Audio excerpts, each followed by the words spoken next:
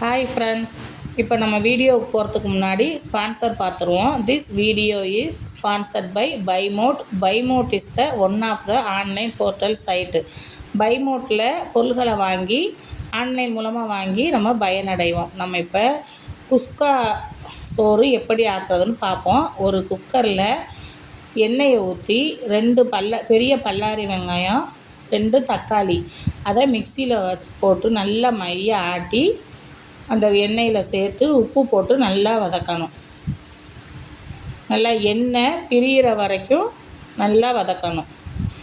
அதோட 1 ஸ்பூன் இஞ்சி பூண்டு விழுது சேர்த்து அது பச்சை வாசனை போகிற வரைக்கும் நல்லா வதக்குங்க. அதை வதக்கிட்டு கருவேப்பிலை, புதினா மல்லி இலை சேர்த்து அதோட அந்த கலவையோடைய நல்லா வதக்கணும். எண்ணெய் பிரிஞ்சு வந்துருச்சு. எண்ணெய் பிரிஞ்சு வர அளவுக்கு நம்ம நல்லா வதக்கிட்டு அதில் மிளகாய்த்தூள், கரம் மசாலா பொடி 2யும் போட்டு நல்லா வதக்கணும். அடுப்பை சிம்மில் வச்சு அடி பிடிக்காமல் கருக விட்டுறக்கூடாது. ஏன்னா மசாலா சீக்கிரம் கருகிரும். சிம்மில் வச்சிடணும் அடுப்பை.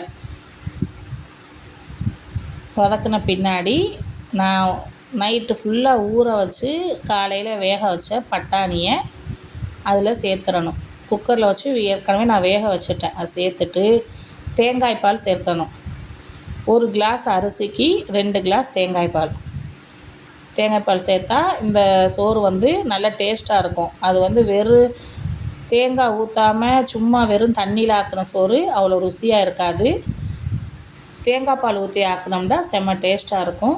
பால் ஒரு கொதி வரக்கூடாது. கொஞ்சம் சூடான உடனே நம்ம அரிசியை கொட்டிடணும். 1 டம்ளர் அரிசி எடுத்தால் 2 டம்ளர் தேங்காய் பால் தான் கணக்கு.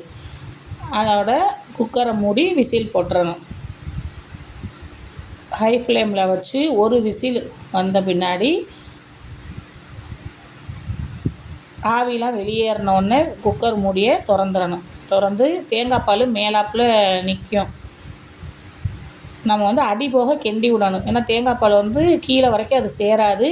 சோறு வெறுஞ்சோறு தனியாகவும் தேங்காய் பால் தனியாகவும் இருக்கும். அது அவ்வளோத்தையும் நம்ம அடி போக கிண்டினோம்னா பொலண்டு சுவையான குஸ்கா நமக்கு ரெடி ஆயிடுச்சு.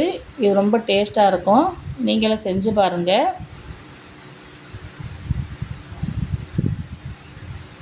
பாருங்கள் ஃப்ரெண்ட்ஸ், எப்படி இருக்குண்டு. அரிசிலாம் உடையவே இல்லை. பொலன்னு அழகாக இருக்குது. இதே மாதிரி நீங்களும் செஞ்சு பாருங்கள். Okay, bye friends.